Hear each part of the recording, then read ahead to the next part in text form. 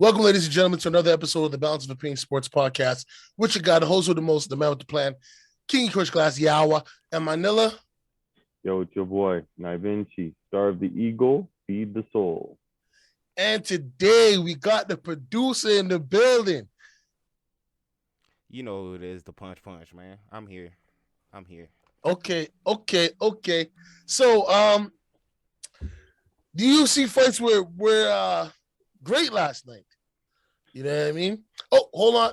Just for a second, just so y'all know, this is a pre-record. We do this on Sunday after the fights, release them on Monday, okay? So just work with us, bear with us, understand that we're trying to give you guys the content that y'all love as well as we love. But anyways, back to business. So the main card, no problems with anything on the main card.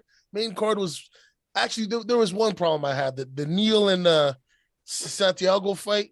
I thought it was okay, but we'll get to that later on when we're breaking it down. All right. Let's start off first with Palvilla versus O'Malley. Is that how you say it? Pavera? Pavia. Sorry, I apologize, Pavia. No disrespect. Okay. So Pavia against O'Malley. So this is a good showing for Sean. You know, he started out with his jab. You know what I mean? Kept distance, was trying to time him. You know, he caught him in the first round in the last 30 seconds with a pretty hard overhand. Do you know what I mean? That dropped him. And then he was able to finish him off with a barrage of punches while he had him leaned against the cage. I mean, I think it was a great showing for both, but more for O'Malley due to the fact that he was injured for this fight. He said he had a rib problem or something, right? So he couldn't grapple.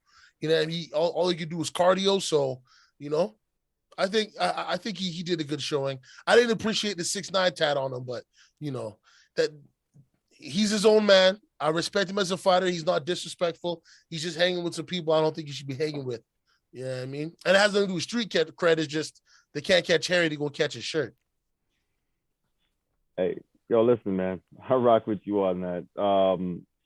I can't really rock with him because of that whole 6'9" thing. But you know what? It's a different story. But when he's inside the ring and he's inside the cage fighting, I'm a fan. I can rock with him. I respect his skills, and I will all day. But you listen, O'Malley did what he needed to do, right? Yeah. He did what he needed to do, and that's what he does when he fights. Him fighting with all those injuries, kudos to him. But my thing when I look at it though, I wanted to know what the hell Pavia was doing. I don't know what he was doing. I don't know. That could not be his game plan to go in there and try to trade shots with O'Malley. That should have never been his game plan. And for him to go in there and try to fight like that with O'Malley is a recipe for disaster for him.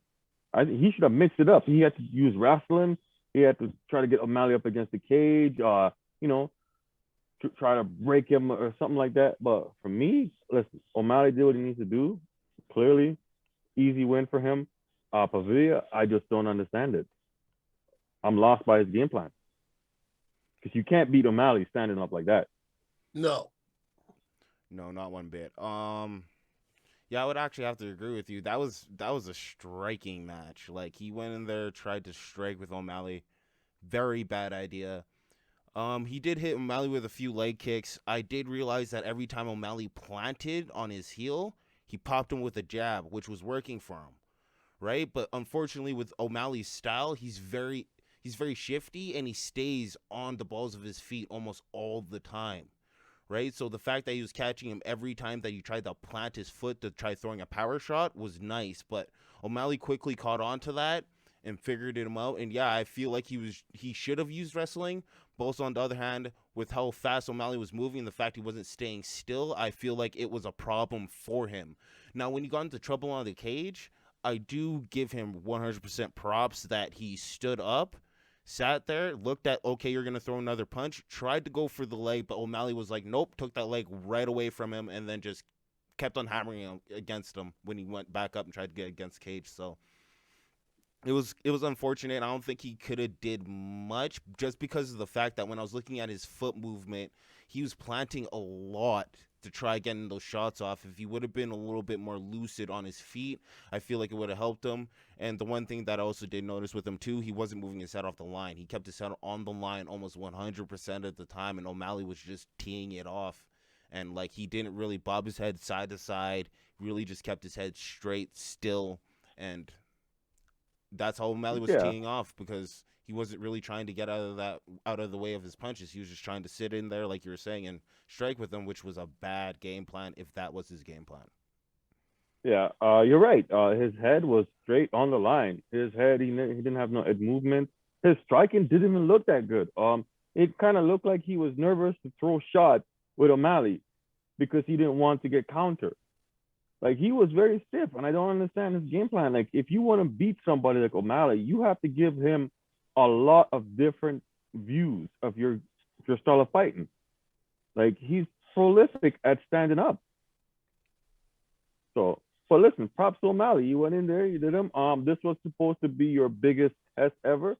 After looking at this, I didn't think so. I think his biggest test was the fight he lost. Yeah, which I have to say, please count that, bro. Please count that you lost, bruh. Like the fact that he's sitting here, oh, I'm 15-0. No, you're not. You're 15-1. No. Be honest with yourself. Hold on though. You're talking about the loss that he should have had because his foot got broken or whatever? Yeah, to Chito Vera. I think that's a no contest, man. He shouldn't take an L for that. His leg broke. His foot broke up. And he was still trying to participate. That's due towards the leg kick that Chito Vera was given to him. So that's why it's a loss. It was caused by leg kick by the damage. Right? I understand. You like the whole Conor McGregor thing, like that one? Cool. I rock with you on that. No contest? Cool. You know? But his leg was destroyed by Vera. Okay. All right. I mean, we can agree to disagree. I wouldn't call that one a loss, but it is what it is.